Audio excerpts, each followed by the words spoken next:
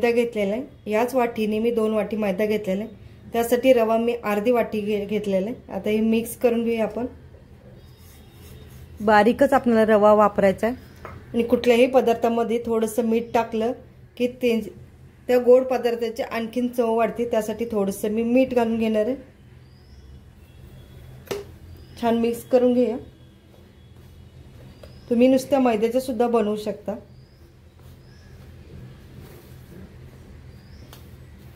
रव्याने थोडीशी खुसखुशीपणा येतो, त्यामुळे थोडासा रवा घालायचा।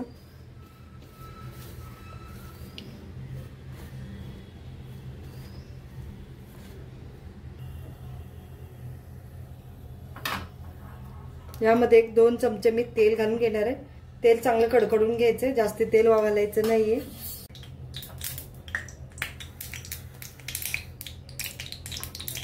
तेल चांगलं गरम करून घ्यायचं।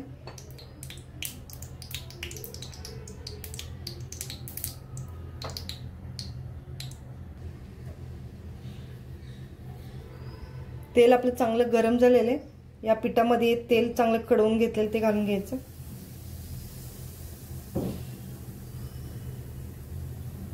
तर छान मिक्स करून घेऊया। तेल आपलं सगळीकडे लागलं पाहिजे पिठाला।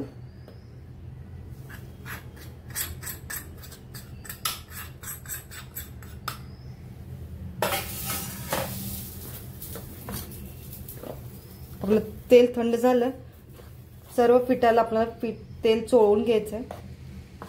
मी आधी चमच्यानेच घेते, गरम तेल आहे।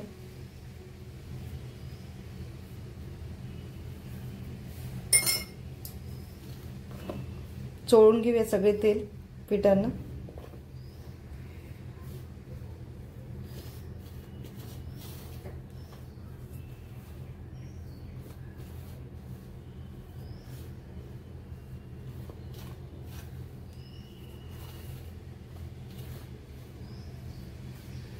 चला आता हे पीठ मी बाजूला ठेवते।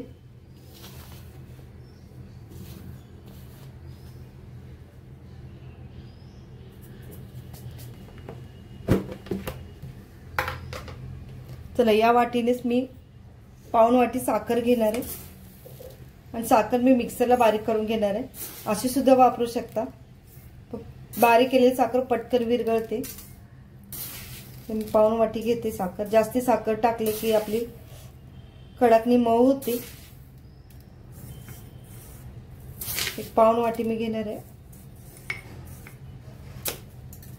आता ही बारीक करून घेणार मी मिक्सरला।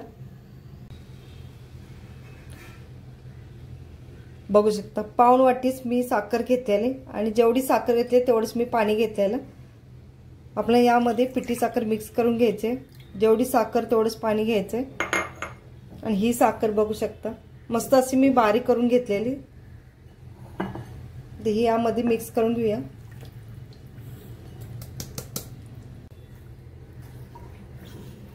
बघू शकता साखर पूर्ण पाण्यामध्ये आपल्याला विरघळून घ्यायचे।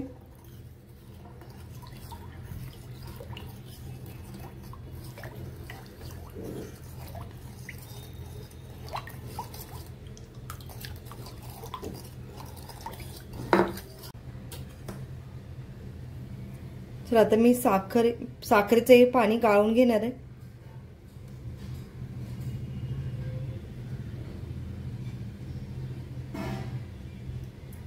थोडं थोडं घालून घेणार आहे।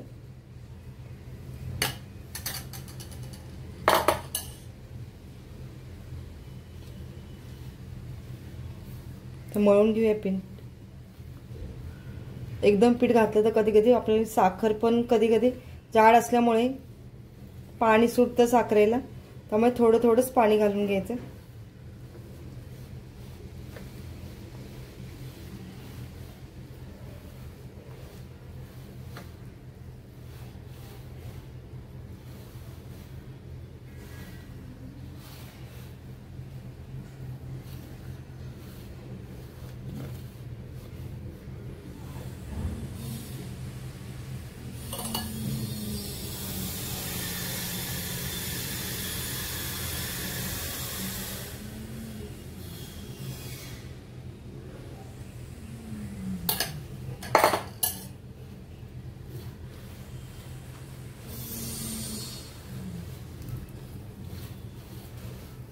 आपल्याला कडकच पीठ मळायचंय.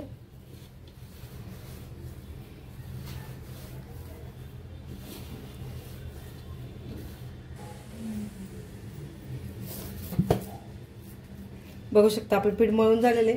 एक 10 मिनिटासाठी मी झाकण ठेवून असं 10 मिनिटं ठेवून देणार आहे. 10 मिनिटासाठी झाकून ठेवायचं आहे पीठ.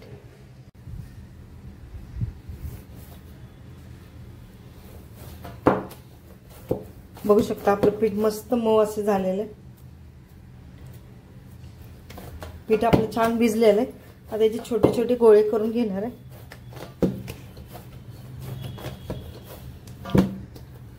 मस्त असं मऊ पीठ झालेलं आहे.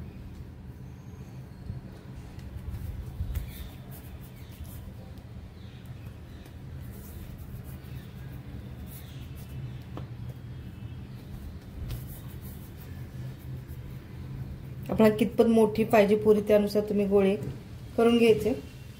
गोळे केल्याने कसं फटाफट आपले पुऱ्या लाटायला होतात.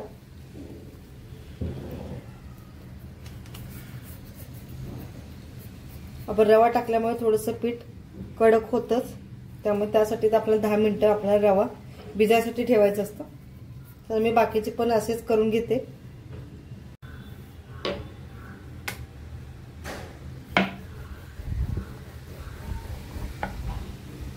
बघू शकता मस्त असे पातळ लाटायचे.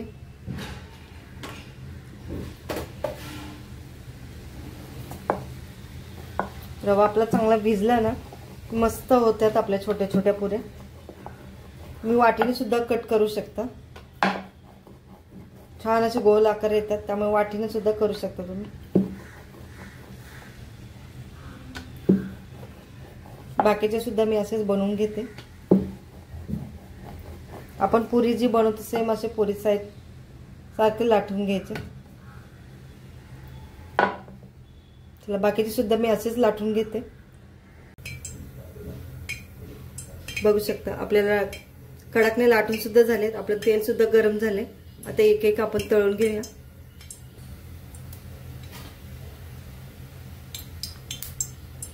आपलं तेल छान गरम झाले. यामध्ये एक एक सोडून घेऊया आपण.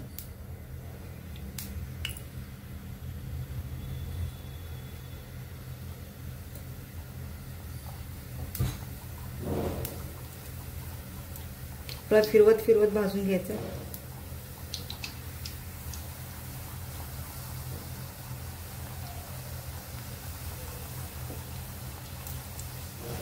छान बिस्किट रंग येऊपर्यंत असं आपल्याला भाजून घ्यायचं.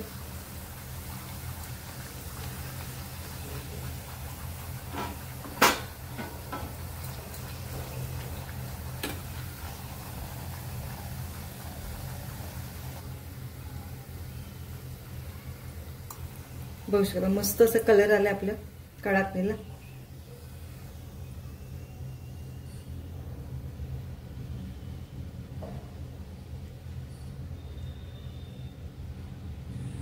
बघू शकता मस्त असे आपले कडाकणे भाजलेले. काढून घेऊया.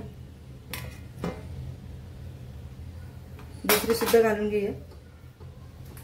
आपल्याला असं लाटून घेते ना पटपट होतात पटापट, त्यामुळे असं लाटून अगोदर घ्यायचं आणि मग तळायला सुरुवात करायचं. त्यामुळे पटकन आपलं काम उरकतं.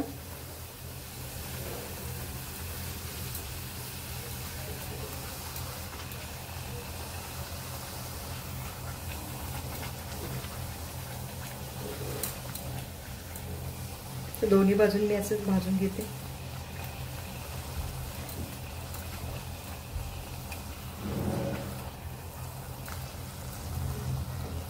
याला वेळ पण लागत नाही भाजायला, पटकन भाजतात.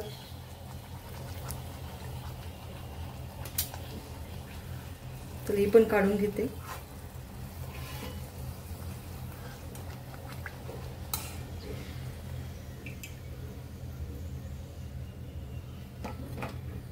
मस्त असं कलर आलेला आहे आणि असंच आपल्या या कलरवरतीच आपल्याला कडाकणे भाजून घ्यायचे.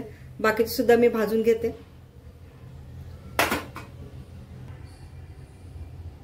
बघू शकता मस्त असे आपल्या कडाकण्या भाजलेले आहेत. चला आता उरलेले सुद्धा मी भाजून घेते. बघू शकता खाण्यासाठी आपली कडाकणे तयार झालेले. आपली रेसिपी आवडल्यास लाईक करा, शेअर करा आणि चॅनलवरती नवीन असाल तर सबस्क्राईब करायला विसरू नका. व्हिडिओ पूर्ण बघितल्याबद्दल धन्यवाद.